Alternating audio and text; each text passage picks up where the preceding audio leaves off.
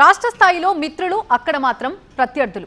అవును, కాంగ్రెస్ సిపిఐల విషయంలో అక్కడ ఇలాంటి చర్చే జరుగుతోంది. ప్రభుత్వంలో భాగంగా ఉన్న పార్టీకి స్థానిక సమరంలో సహచర్యం కల్పించేందుకు హస్తం నేతలు ఇష్టపడటం లేదట. పేకాటే తమ్ముడు తమ్ముడే అన్నట్టుగా వ్యవహరిస్తూ పురపోరుకు సన్నద్ధవుతుండటం ఇప్పుడు రాజకీయంగా చర్చనీయాంశమవుతోంది. ఇంతకీ అది ఎక్కడా, ఎందుకు అలాంటి పరిస్థితి ఏర్పడింది? రాష్ట్రమంతా ఒకటైపు, ఇక్కడేమో మరో టైపు.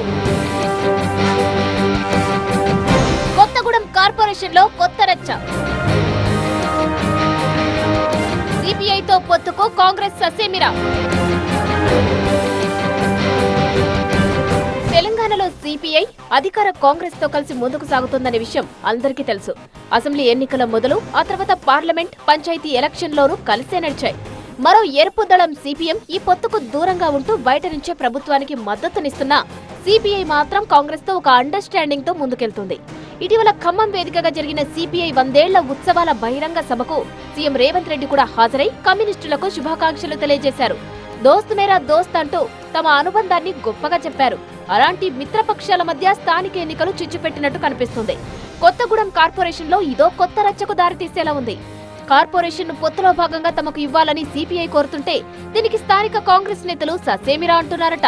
దీంతో రెండు పార్టీలు ప్రత్యర్థులుగా తలపడే సూచనలు కనిపిస్తున్నాయి.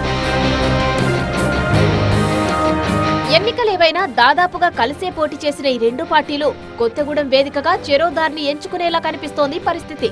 అసెంబ్లీ ఎన్నికల్లో రాష్ట్ర వ్యాప్తంగా కాంగ్రెస్ కు మద్దతునిచ్చి కొత్తగూడెం అసెంబ్లీ సీటుతో సరిపెట్టుకున్న సిపిఐ ఇక్కడి నుంచి కూనంనేని సాంబశివరావును అభ్యర్థిగా నిలబెట్టి విజయం సాధించింది.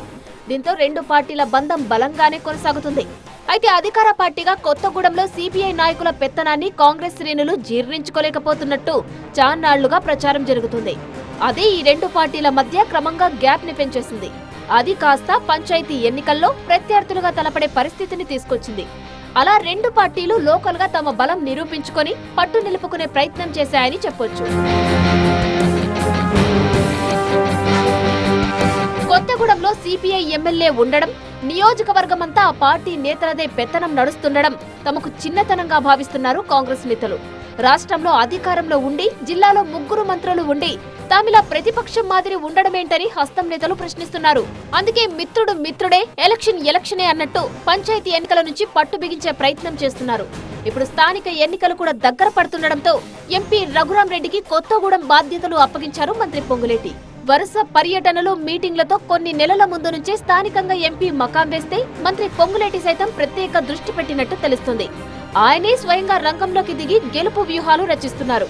ఇలా కాంగ్రెస్ తన పని తాను చేసుకుపోతుండడం సిపిఐకి ఇబ్బందిగా మారింది.